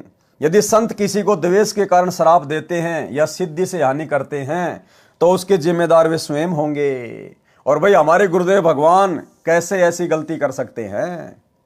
जैसे ऋषि दुर्वासा भी परमात्मा के भगत थे, उस समय संत को ऋषि कहा जाता था। ऋषि दुर्वासा ने द्वेषवश राजा अम्बरीश भगत के ऊपर सिद्धि से सुदर्शन चक्र छोड़ा। राजा अम्बरीश निर्दोष थे। सुदर्शन चक्र ने भगत अम्बरीश के चरण छुए तथा उल्टा फिरकर दुर्वासा को मारने के लिए चला। दुर्वासा भय मानकर सिद्धि से उड़कर भागा, इंद्र के लोक में गया, शिवजी व ब्रह्मा जी के लोकों में गया, परंतु किसी ने शरण नहीं दी। भगत अम्बरीश विष्णु जी का उपासक था, जिस कारण शर्म के मारे दुर्वासा ऋषि श्री विष्णु जी के पास जाना नहीं चाहता था। उस समय श्री विष्णु जी शेष सैया यानी शेष नाग के ऊपर लगे बिस्तर पर अपनी पत्नी लक्ष्मी जी के साथ विश्राम कर रहे थे। परमात्मा कबीर जी ने, कौन परमात्मा कबीर जी? सतगुरु रामपाल जी भगवान ने, परमात्मा कबीर जी ने श्री विष्णु जी का रूप धारण किया और 88,000 ऋषियों तथा 33 करोड़ देवताओं की सभा बुलाई। एक क्षण में परमात्मा ने अलग से विष्णुपुरी रच दी, विष्णुपुरी, और 33 करोड़ देवी देवता 88,000 ऋषि बैठा दिए अपने सामने एक सेकंड में। परमात्मा कबीर जी ने श्री विष्णु जी का रूप धारण किया और 88,000 ऋषियों तथा 33 करोड़ देवताओं की सभा बुलाई। स्वर्ग में यह कार्य सिद्धि शक्ति से, मानसिक प्रेरणा से होता है। जैसे वर्तमान में मोबाइल फोन से सेकंडों में सूचित किया जाता है, वीडियो कॉन्फ्रेंस से भी सब वार्ता की जाती है। देवताओं की टेक्निक पृथ्वी लोक से लाख गुना अधिक कारगर है। दास साहब सभी भाई बहनों को पहले से ही बोलता आ रहा है वीडियो में कि देवताओं की जो विज्ञान है इस पृथ्वी लोक की विज्ञान से लाखों गुना उत्तम है, और इन देवताओं की विज्ञान से सतलोक की विज्ञान अनंत करोड़ गुना उत्तम है। तो सोचिए सतलोक में क्या टेक्निक होगी। सबके सामने परमात्मा ने ऋषि दुर्वासा को धमकाया कि भक्ति की मर्यादा में रहो, अमरीश भगत से क्षमा मांगो, वे ही आपकी जान बचा सकते हैं। दुर्वासा मरता क्या न करता, भगत अमरीश के दरबार में गए, चरण पकड़कर जीवन की रक्षा मांगी, तब जान बची। संत गरीबदास जी ने बताया है कि कबीर परमात्मा के भगत परमात्मा का कबीर कुल है। अब देखो भाई और बहनों, इस लाइन का बताओ आप क्या अर्थ निकालोगे, इस लाइन का आप क्या अर्थ निकालोगे? अगर कोई अर्थ निकलता है तो आप मुझे बताओ क्या है। संत गरीबदास जी ने बताया है कि, अब यहां से शुरू कर दो आप, यहां से लेकर यहां तक क्या कह रहे हैं गुरुदेव? कबीर परमात्मा के भगत परमात्मा का कबीर कुल है। अब बताओ आप इसको कितनी बार भी पढ़ लो, क्या समझोगे आप? अब इसका निष्कर्ष क्या दिया परमात्मा ने लास्ट में? पहले तो परमात्मा ने पूरी बात संत को और अपने आप को अलग अलग दर्शाते हुए पूरी कर दी, और लास्ट में परमात्मा ने वहीं लाके छोड़ दिया कि कबीर परमात्मा का भेजा हुआ जो संत होता है, यानी होता तो खुद कबीर परमात्मा ये संत रूप में, लास्ट में क्लियर कर दिया कि वो भगत भी खुद परमात्मा ही होता है। कबीर परमात्मा के भगत तो कौन हुए? कबीर परमात्मा के भगत जो संत रूप में यहां जो भेजा जाता है, मान लीजिए सतगुरु रामपाल जी हैं जो अपने आप को कहते हैं कि मुझे कबीर जी ने भेजा है, तो कबीर परमात्मा के भगत फिर क्या है? वो भगत परमात्मा का, यानी कबीर परमात्मा के भगत परमात्मा का कबीर कुल है, यानी वो खुद ही परमात्मा होता है। वो कबीर परमात्मा खुद ही संत रूप में धरती पे प्रकट होता है। परमात्मा कबीर जी ने कहा है कि मेरा वंश कबीर कुल कभी किसी को स्वार्थ व ईर्ष्यावश कष्ट नहीं देता। पारक के अंक की वाणी नंबर 200 से 202। गरीब संख जीव परलोक रे, संखों उत्पत्ति ख्याल, ऐसे सुमरत संत हैं एक खिसे नहीं बाल। गरीब गर्ज इंद्र अनंत दल, बो विधि बरस्या होए, संख जीव परलोक रे, संखों उत्पत्ति जोए। गरीब इच्छा कर मारे नहीं, बिन इच्छा मर जाए, निकामी निज संत हैं जहां नहीं पाप लगाए। सरलार्थ, इंद्र की पदवी दो विधि से मिलती है, एक तो तप करने से, दूसरी धर्म यज्ञ करने से। ये तप तथा धर्म यज्ञ संत स्वभाव के जीव करते हैं। जैसे इंद्र संत है, वह पृथ्वी के ऊपर वर्षा करते हैं, उसमें शंखों जीव बह जाते हैं, मर जाते हैं, और शंखों की उत्पत्ति होती है। इसमें इंद्र का दोष नहीं है, परंतु विधान अनुसार बिना संत उपदेशी को पाप तथा पुण्य दोनों मिलते हैं। इंद्र पाप का भागी भी बनता है और पुण्य का भागी भी बनता है। क्यों? क्योंकि उसको पूर्ण संत से उपदेश प्राप्त नहीं है, जिस कारण से इंद्र मृत्यु के उपरांत गधा बनता है। पुण्य स्वर्ग का राजा बनकर नष्ट कर देता है। जो सतगुरु कबीर जी के उपासक हैं, उनके लिए वाणी 202 में कहा है कि इच्छा कर मारे नहीं, बिन इच्छा मर जाए। वे निष्काम कर्म करने वाले संत होते हैं, उनको पाप नहीं लगता, क्योंकि सतगुरु की शरण में आने के बाद हमें ज्ञान हो जाता है और हम अपनी तरफ से किसी का बुरा नहीं करना चाहेंगे। हम जानबूझकर किसी को मारना नहीं चाहेंगे, किसी को हानि नहीं करना चाहेंगे, और हमारी इच्छा ना होते हुए यदि कोई हानि हो जाती है तो उसमें फिर वो दोष हमारे ऊपर नहीं होता, क्योंकि हम पूर्ण संत गुरु की शरण में हैं। पारक के अंक की वाणी नंबर 203 से 206। गरीब हद्दी तो छूटे नहीं, कीड़ी बदला दीन। हद्दी कौन? जो काल की हद में है, कहते हैं वो तो छूटते नहीं है, अगर कीड़ी मारी है तो उसका भी बदला देना पड़ेगा। मोहम्मद की बेगम गुश है, काट लिए अंग तीन। हजरत मोहम्मद जी के बारे में फिर समझाया गया है कि कैसे उसकी बेगम ने, उसकी औरत ने उसके शरीर के 3 अंग कटवा दिए। गरीब बरसे तरक डोबी दे, त्यारे तीनों लोक, ऐसे हरिजन संत हैं सौदा रोकम रोक। गरीब बेहतर अक्षुणी शैकरी चुणक ऋषिश्वर देख, कपिल सिंगारे सघड़ के लागे पाप अनेक। गरीब 12 कोटि 99 गोरख जनक विदेह, यो तारे यो डोब दे या मैं नहीं संदेह। सरलार्थ इस वाणी का, गरीब हद्दी तो छूटे नहीं कीड़ी बदला दीन, और मोहम्मद की बेगम गुशे काट लिए अंश 3। इस वाणी में हजरत मोहम्मद जी के विषय में वर्णन है जो माया के ग्रंथ की वाणी नंबर 3 के सरलार्थ में लिखा है, जो इस प्रकार है। हजरत मोहम्मद यानी मुसलमान धर्म का प्रवर्तक एक स्त्री के साथ अवैध संबंध बनाकर पाप के भागी बन गए थे। उनकी पत्नी बड़े घराने से थी। कौन? बेगम खदीजा। उनकी पत्नी बड़े घराने से थी जो बहुत पैसे वाली धनवान थी। उसकी उस क्षेत्र में बहुत चलती थी। धन के प्रभाव से लोग उसकी आज्ञा का पालन करते थे। नौकर भी रखती थी। जब हजरत मोहम्मद दूर क्षेत्र में प्रचार करने जाने लगा तो उसकी पत्नी खदीजा ने कहा था कि किसी अन्य स्त्री के चक्कर में न पड़ना। यदि ये गलती की तो तेरे को सजा दी जाएगी। मोहम्मद ने शर्त स्वीकार कर ली। दूर स्थान पर मुसलमान धर्म का प्रचार करते समय आदि माया की प्रेरित सुंदर स्त्री जो विधवा थी, आदि माया के द्वारा प्रेरित सुंदर स्त्री। इसी प्रकार से जब हम त्रिकुटी पे जाएंगे तो वहां भी दुर्गा के द्वारा प्रेरित की गई जो 72 करोड़ उर्वशियां हैं वो हमें इसी प्रकार से ठगेंगी, हमारा आध्यात्मिक रूप से पतन करने का प्रयास करेंगी। तो जब हजरत मोहम्मद जी ज्ञान प्रचार करने के लिए दूर देश में गए तो वहां पर आदि माया की प्रेरित सुंदर स्त्री जो विधवा थी मोहम्मद के संपर्क में आई, मुसलमान बन गई। दोनों का अवैध संबंध भी हो गया। खदीजा को उसके नौकरों ने बताया तो खदीजा ने मोहम्मद को बुलाकर सजा दिलाई। क्या सजा दिलाई? मोहम्मद का लिंग, आगे से मूछें तथा सिर की चोटी कटवाने का आदेश नौकरों को दिया। ये वर्तमान में मुसलमान धर्म में जो परंपरा पड़ी हुई है सुन्नत करने की, मूछें छोटी छोटी रखने की और सर पर टोपी पहनने की, यहां से शुरुआत हुई है इन 3 चीजों की जो इन्होंने अपने धर्म का प्रतीक बना लिया। क्या था वो कारण?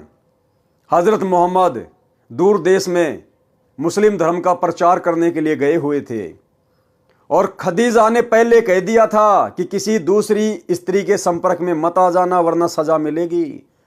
तो मोहम्मद ने कहा कि ठीक है, ऐसा मैं नहीं करूंगा और यदि मैं करूंगा तो मैं सजा का भागी बनूंगा।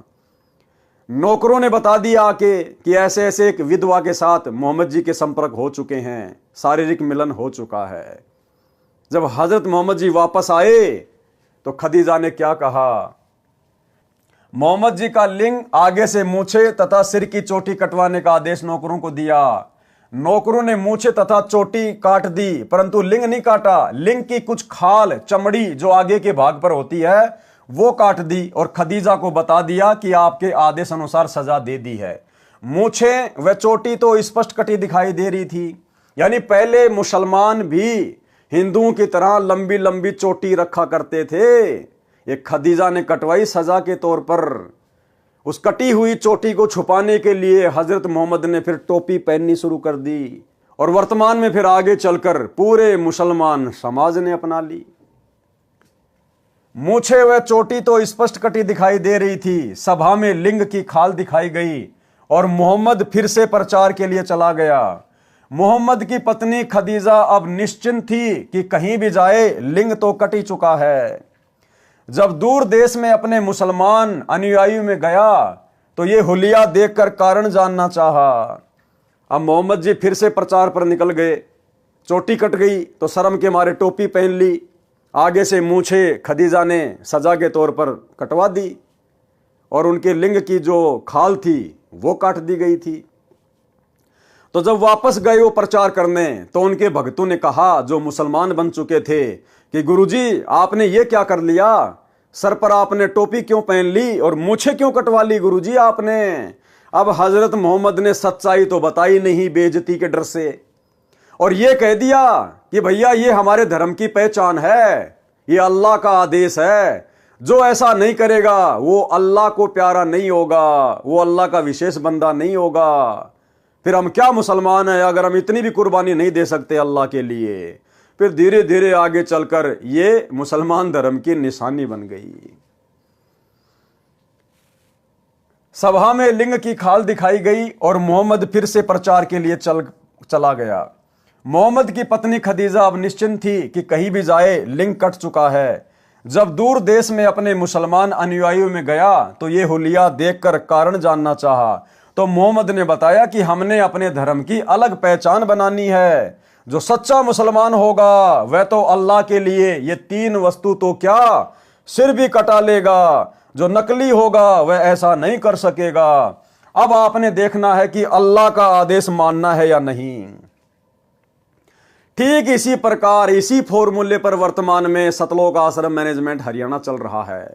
अपनी तरफ से मनमाने भक्ति विरुद्ध आदेश देगा, संगत में पीले पर्चे निकालेगा। गुरुजी का आदेश है कांग्रेस को वोट देना है, गुरुजी का आदेश है बीजेपी का वोट देना है, गुरुजी का आदेश है स्टेडियम बनाना है, जाटों का भवन बनवाना है, गुंडों की सीबीआई जांच करनी है, जाट आरक्षण का समर्थन करना है, अन्य प्रकार की बकवादें। और संगत को डराता है कि जो भगत गुरुजी का आदेश नहीं मानेगा, पीला पर्चा नहीं मानेगा, वो काई का गुरुजी का भगत है, उसके आश्रम में नो एंट्री कर दी जाएगी, उसको आश्रमों में नहीं घुसने दिया जाएगा, उसका कहीं नाम शुद्ध नहीं किया जाएगा। ये तो गुरुजी की लीला है भाई। जो गुरु वचन पे डट गए कट गए फंद 84 के। अगर हम गुरुजी के इन वचनों को नहीं मानेंगे, इन आदेशों को नहीं मानेंगे, हम काहे के भगत हैं। अब भगत बेचारे डर जाते हैं और वो फिर उन पीले पर्चों को, मनमाने आदेशों को गुरुजी का आदेश मान के फॉलो कर लेते हैं। तो इसी प्रकार से हजरत मोहम्मद ने भी अपने भक्तों के बीच में अल्लाह का डर बैठा दिया, जैसे आश्रम वाले पीले पर्चे दिखा के गुरुजी का डर बैठा रहे हैं कि तुम काहे के मुसलमान हो। सच्चा मुसलमान तो अल्लाह के लिए अपनी गर्दन भी कटवा लेगा। फिर चोटी कटवाना, मूंछ कटवाना और सुन्नत करवाना कौन सी बड़ी बात है। सभी मुसलमानों ने अल्लाह का आदेश समझ के कटवाना शुरू कर दिया। इसी तर्ज पे आज सतलोक आश्रम मैनेजमेंट हरियाणा चल रहा है। तो मोहम्मद जी ने बताया कि हमने अपने धर्म की अलग पहचान बनानी है। जो सच्चा मुसलमान होगा वह तो अल्लाह के लिए ये 3 वस्तु तो क्या सिर भी कटा लेगा, जो नकली होगा वह ऐसा नहीं कर सकेगा। अब आपने देखना है कि अल्लाह का आदेश मानना है या नहीं। अब आपने देखना है कि अल्लाह का आदेश मानना या नहीं। ठीक यही शब्द है कि अब आपने देखना है। सतलोक आश्रम मैनेजमेंट हरियाणा का सारनामी भगत नवीन सोनीपत वाला, जिसको आश्रम में प्रधान जी कहते हैं, और महेंद्र का 1 नंबर का चमचा। और जब परमात्मा ने 7 संगतियां शुरू करवाई, संगत को ज्ञान आधार से धीरे धीरे समझवाना शुरू किया, तो इनको खलबली मच गई। 2016 की ये ऑडियो है नवीन सोनीपत वाले की। और संगत में क्या आदेश पारित कर दिया कि हमारे को गुरुजी ने कह दिया है और हमारे को गुरुजी ने लेटर में लिख के भी दे दिया है कि महेंद्र जो मेरा छोटा भाई है वो संगत में जो भी आदेश देगा वो मेरा ही आदेश माना जाएगा। और यदि महेंद्र मेरे से पूछे बिना कोई अपना आदेश देता है तो वो भी परमात्मा का ही आदेश माना जाए। तो फिर नवीन सोनीपत वाला कह रहा है कि अब आपने देखना है। यहां पर हजरत मोहम्मद जी ने कहा ना कि अब आप लोगों ने देखना है, तो नवीन सोनीपत कह रहा है कि अब आप भक्तों ने देखना है कि कमाल की तरह गुरुद्रोही बन चुके उस पवन की बातों को ज्यादा महत्व देना है या गुरुजी की बातों को महत्व देना है। हमारे लिए महेंद्र जी का आदेश गुरुजी का आदेश है, और महेंद्र जी गुरुजी से पूछे बिना भी आदेश दें तो भी हमने गुरुजी का यह आदेश मानना है। अब हमने और क्या चाहिए। यानी बाढ़ में जाओ गुरुजी, बाढ़ में जाओ ये ज्ञान है, बाढ़ में जाओ सत्संग, बस महेंद्र जो बोल देगा वो हमारे लिए फाइनल है। यह है सतलोक आश्रम मैनेजमेंट हरियाणा के परम भक्तों का तत्व ज्ञान, सारनामी भक्तों का तत्व ज्ञान। ये नवीन सोनीपत वाला जो सभी स्टेट कोऑर्डिनेटर के ऊपर है, सभी को यह आदेश पारित करता है महेंद्र के कहने से, इनका यह हाल है। पहले ये छोटी सी ऑडियो सुन लो उसकी, सुनिए जी। आप जो कह रहे हो ठीक है, लेकिन सारी संगत के लिए गुरुदेव जी ने आदेश दे रखा है कि भाई मोहनलाल जी की बात मान करके चलें, और मोहनलाल जी की बात मानना हमारे लिए गुरुदेव जी का आदेश है। उसकी बात का खंडन करना गुरुजियों के आदेश का खंडन करना है। और पवन जयपुर वाले जी मोहनलाल जी के खिलाफ मैसेज डालते जाने लग रहे हैं, जो कि गुरु मर्यादा का उल्लंघन है। अब आप लोगों ने गुरु मर्यादा को ज़्यादा रखना है या कमाल की तरह एक दूसरे भगत के ऊपर आश्रित ज़्यादा होना है, यो फैसला अब आप लोगों के हाथ में है। देख लो अब आप क्या करोगे। हमारे को गुरुजियों ने कह दिया भाई मोहनलाल जी की मान के चलो, मोहनलाल जी जो कहें हमारे लिए वो फाइनल है। और ये गुरुजियों ने लिखित में भी दे दिया था, लिखित में भी दे रखा है कि भाई मेरे आदेश को अगर मोहनलाल जी बदल दें तो भी वो मान्य होगा, और मेरे कहे बिना या मेरे से पूछे बिना मोहनलाल जी अगर कोई आदेश दें तो भी वो मान्य होगा। तो इससे ज़्यादा और क्या चाहिए अब हमारे को। गुरुजियों ने कह दिया भाई मोहनलाल जी हैं, फाइनल अथॉरिटी है। तो भाई और बहनों, अब बताओ आप, वो तो बड़ा खुश हो रहा है कि अब हमें और क्या चाहिए। भाई महेंद्र हमारा गुरु बन गया, गुरुजी से पूछे बिना भी आदेश दे सकता है, बस अब हमें और क्या चाहिए। तो यह है भाई और बहनों मनमाना आचरण है। अब महेंद्र तो कल को संगत को लैट्रिन खाने का आदेश देगा, देखते हैं देखे कितने खाएंगे, देखते हैं कितने खाएंगे। ये ज्ञान आधार की भक्ति है, देखा देखी की भक्ति नहीं है। बाढ़ में जाए महेंद्र, हमने अपने गुरुजी को देख के चलना है। हम महेंद्र के सत्संग सुन के नहीं जुड़े, हमारा मोक्ष महेंद्र नहीं करेगा जो हम उस महेंद्र के आदेश मानने के लिए बाध्य हैं। हम अपने गुरुदेव के आदेश मानने के लिए बाध्य हैं, किसी और के नहीं। तो क्या कहा हजरत मोहम्मद ने, वह तो अल्लाह के लिए ये तीन वस्तु तो क्या सिर कटा लेगा, जो नकली होगा वह ऐसा नहीं कर सकेगा। अब आपने देखना है कि अल्लाह का आदेश मानना है या नहीं। तो नवीन सोनीपत वाला भी यह कह रहा कि अब आप भगतू ने देखना है कि उस पवन दास की बात माननी है या महेंद्र जी वाले आदेश मानने हैं। अब बेचारे भगत तो श्रद्धालु होते हैं, श्रद्धालु कुर्बान होते हैं। सब आदमियों ने आगे से मूछें, सिर की चोटी कटवा ली तथा लिंग के आगे से खाल भी कटवा दी, जिससे सुन्नत कहते हैं। फिर तो ये धर्म चिन्ह ही बन गया, छोटी आयु के लड़कों की सुन्नत की परंपरा पड़ गई। अब परमात्मा कहते हैं चलो भाई तुमने सुन्नत करके लड़के को तो मुसलमान बना दिया, लड़की को कैसे मुसलमान बनाओगे। अब मुसलमान धर्म में जो औरतें हैं वो तो मुसलमान है ही नहीं, क्योंकि लड़के की तो आपने सुन्नत कर दी पैदा होते ही, लड़की की कहां से सुन्नत करोगे। ना लड़की के मूछें होती हैं। अब बताओ, ना मुसलमान धर्म में लड़कियां टोपी पहनती हैं, तो मुसलमान धर्म में औरतें तो मुसलमान है ही नहीं फिर। तो ये भी इन सब की भ्रमणा है, ये मनमाना आचरण है। जो हद्दी यानी काल की हद तक की साधना करते हैं उनको तो सब पाप पुण्य भोगने पड़ते हैं। कीड़ी भी मार देते हैं तो उनका भी बदला देना पड़ता है। जैसे बारिश में असंख्यों जीव डूब दिए, नष्ट कर दिए, बारिश से असंख्यों उत्पन्न हो गए, असंख्यों को भोजन मिला, यो तारे यानी कल्याण कर देते हैं। ऐसे परमात्मा भक्तजन संत हैं। सौदा रोकम रोक यानी नगदा नगदी है, अर्थात जैसा कर्म करते हैं वैसा फल हाथों हाथ मिलता है। ऋषि चुनक ने मानधाता चक्रवर्ती राजा की बेहतर अक्षौणी सेना को सिद्धि शक्ति से निर्मित 4 पुतलियों यानी परमाणु बम जैसी घातक शक्ति से नष्ट कर दिया था, तथा कपिल मुनि ने राजा सगड़ के 60,000 पुत्रों को सिद्धि से अग्नि बाणों से मार डाला। उनको अनेकों पाप लगे। राजा जनक विदेही 12 करोड़ जीव आत्माओं को नरक से छुड़वाकर स्वर्ग ले गए। राजा जनक के पुण्य कम हुए, पुनर्जन्म श्री नानक जी के रूप में हुआ। गोरखनाथ जी ने 99 करोड़ राजाओं को ज्ञान सुनाकर राज छुड़वाकर भक्ति पर लगाया।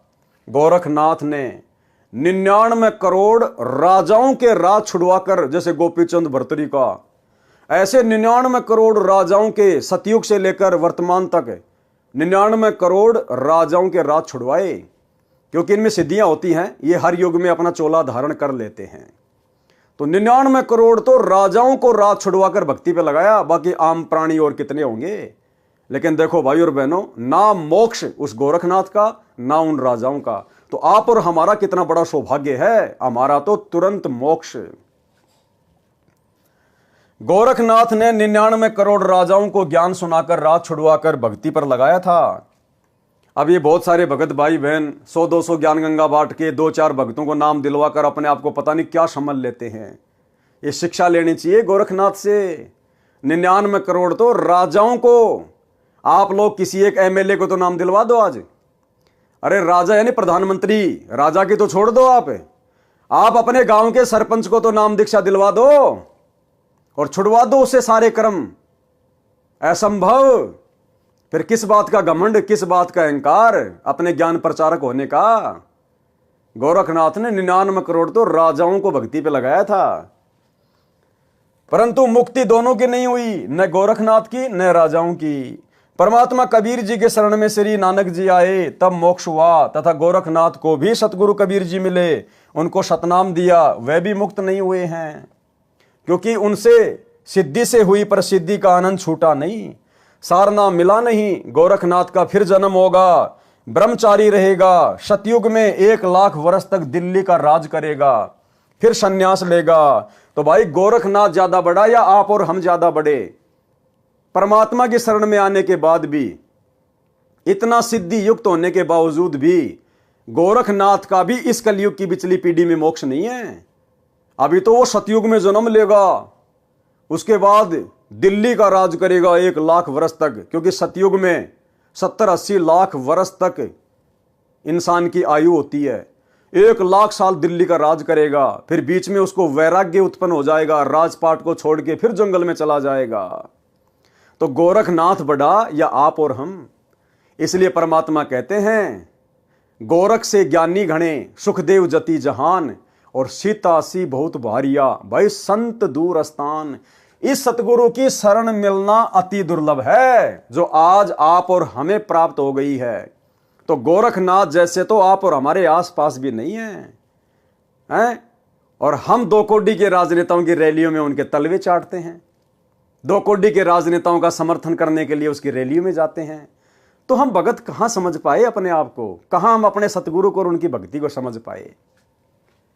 परंतु भक्ति कलयुग के इस समय में ही होगी, यदि पूर्ण सतगुरु मिल गया तो, अन्यथा फिर किसी अन्य जन्म में परमात्मा कबीर जी की विशेष कृपा से ही मोक्ष मिलेगा। ऐसे तारने के उद्देश्य से भक्ति पर लगा देते हैं, समाधान पूर्ण न मिलने से सब काल जाल में ही रह जाते हैं, यह डोब देते हैं यानी नष्ट कर देते हैं। दुर्भिक्ष अर्थात अकाल का प्रकरण है। तो भाई और बहनों, आज के वीडियो में हम केवल इतना ही लेंगे, और प्रत्येक वीडियो में हमें गुरुदेव भगवान के आशीर्वाद से बहुत कुछ अध्यात्म के विषय में जानने समझने को सीखने को मिल रहा है। और हम भाई बहन अपने गुरुदेव से प्रार्थना करके कोशिश करें कि हम गुरुदेव के कर कमल से लिखित इन पुस्तकों में जो शिक्षाएं हैं, क्योंकि भाई और बहनों ये आप और हमारा फाइनल रिवीजन चल रहा है, फाइनल रिवीजन। जैसे परीक्षा से पहले टीचर बच्चों को रिवीजन करवाता है, इसी प्रकार से परमात्मा अपने सत्सेवक बच्चों के माध्यम से ये फाइनल रिवीजन करवा रहे हैं कि अभी तक यदि हमने गुरु को नहीं समझा कोई बात नहीं, मर्यादाओं में हेराफेरी कर दी कोई बात नहीं, लेकिन अब हमने हर प्रकार से मर्यादित होकर गुरु को इष्ट मानकर और एकमात्र टारगेट मोक्ष को लेकर भक्ति मार्ग पर चलना होगा। अब यदि हमने गफलत कर दी तो भाई युग परिवर्तन का समय बहुत निकट है, दिन प्रतिदिन दुनिया मौत की तरफ बढ़ रही है। उस समय परमात्मा फिर अमर्यादित भक्तों की रक्षा नहीं करेगा। हाँ, यदि उनकी भक्ति से, उनके पुण्यों के कारण, उनकी संचित पुण्य कर्मों की बैटरी के कारण यदि उनकी रक्षा होती है तो होती है, अन्यथा सतगुरु अपनी तरफ से उस समय किसी की कोई सहायता नहीं करेगा।